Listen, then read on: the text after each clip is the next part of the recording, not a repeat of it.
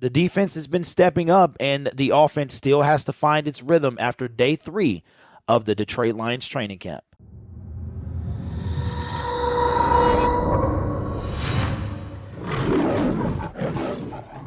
Hello, everyone. My name is Derek, and welcome back to Detroit Lions Syndicate. If you're new to this channel, we talk all things about the Detroit Lions, and if that is your favorite team, then you might want to consider subscribing to the YouTube channel because we drop videos almost every day. And if you want to be notified of that video, then ring the bell as well. Before we get this video started, just want to give condolences to the family of former Detroit Lion William White. The Detroit Lions tweeted about his passing yesterday, and here's what they had to say. From the Detroit Lions: we share in the sadness felt today throughout the NFL community following the news of William White's passing. Drafted by the Lions in the 4th round of the 1988 draft out of Ohio State, he played 6 seasons in Detroit from 1988 to 1993 and appeared in 95 games, 79 starts for the club. William White was 56.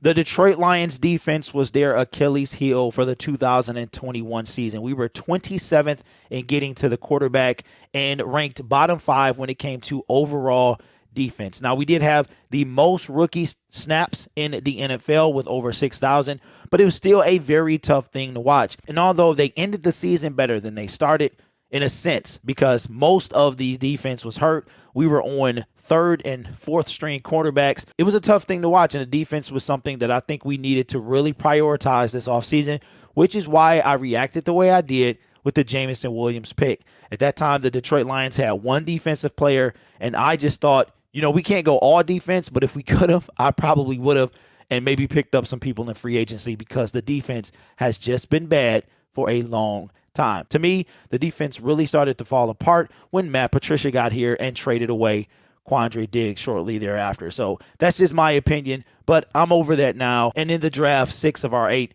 picks were defense. With our defense being as bad as it was last year, day 3, the defense has really been stepping up. Now, yesterday we talked about Aiden Hutchinson, how he was a wrecking ball on that defensive line. And it looks like day 3 wasn't that much difference. Now the cornerbacks and the secondary was getting involved in the action as well. We talked about yesterday how the offense was trending down according to Jeremy Reisman. And it looks like that after day 3 they still haven't found that rhythm. Now remember, this is without Jameson Williams, who has to come in later this season if he doesn't start and get acclimated to the offense. So it looks like Ben Johnson's play calling is going to be much more advanced than Anthony Lynn's was last season. Today's practice seems like it had to do a lot with the 2-minute offense. I know Dan Campbell was talking about that in his pre-practice press conference. And today we're going to get our information from Dave Burkett. Now, I will warn you, most of Dave Burkett's articles are behind the subscription service. So don't be surprised if you click on it and it is inside of the subscription. But what I'll do is I'll bring in more of the article than I did yesterday, and we'll go over what Dave Burkett saw during some of the 2-minute offense. To start the period, the Lions offense was given a 1st and 10 at its own 25-yard line with 40 seconds left in the first half. The offense was looking for points heading into the locker room, but instead made the kind of game-changing error few teams could afford. Goff completed a short pass to Amon-Ra St. Brown on the first play of the period, which forced the offense to burn a timeout, then picked up a first down on a check down to Josh Reynolds on 2nd and 1. With no one open on the next play, Goff threw a pass harmlessly to the sideline, leaving 16 seconds on the clock for a 2nd and 10 at the 41. Charles Harris flushed Goff from the pocket and forced an incompletion on 2nd down. And on 3rd down, Goff threw toward the middle of the field where none of his receivers were waiting. Without the benefit of replay, I can't tell you what Goff saw on the play, who the pass was intended to, or why it wasn't particularly close to a receiver. But I do know Parker was in the right spot and made a play that surely left an impression on Campbell. And the play by Parker he's referring to is Jared Goff just kind of threw it, and A.J. Parker was able to pick it off and return it 50 yards for what would have been a touchdown. We have to take the offensive struggles with a grain of salt. We saw what happened at the end of last year. It took a little longer than we would have hoped for these guys to mesh, but they wind up doing it and look pretty good to end the season.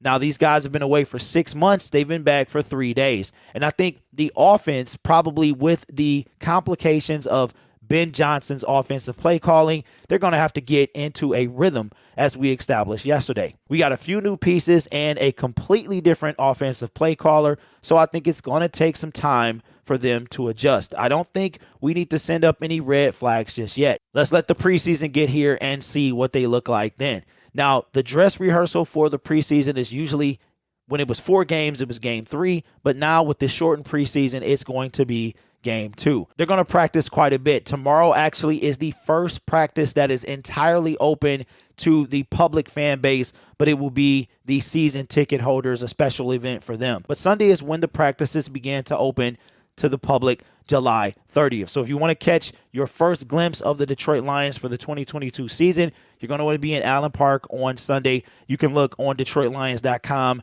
and find out the times that the practices are beginning. Most of them are in the morning, with one practice being in the afternoon. So if you want to see it firsthand, you can check it out. But I think we need to take what's happening now on both sides of the ball really with a grain of salt. But I'll tell you what, I am more excited about the defense and what they've been doing than concerned about the offense and their struggles.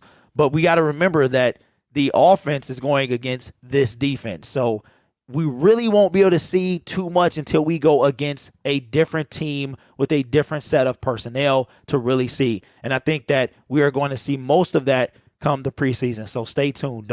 Lions fans, don't start panicking yet. No need to do so. These guys are just coming back, and they'll be fine. Much like Stella, they've got to get their groove back. My name is Derek. This is Detroit Lions Syndicate. The training camp for the Detroit Lions begins tomorrow with the open practices for the general public beginning on Sunday. Will you be there any of the practices? I probably will be going to the Family Fun Fest, which is at Ford Field next Sunday. Your boy is not really an outdoor dude.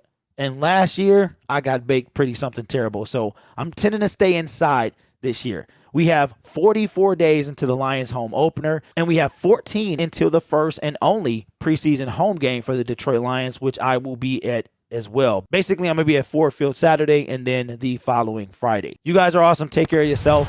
And as always, go Lions. Don't worry, Lions fans. It's only day 3 of practice.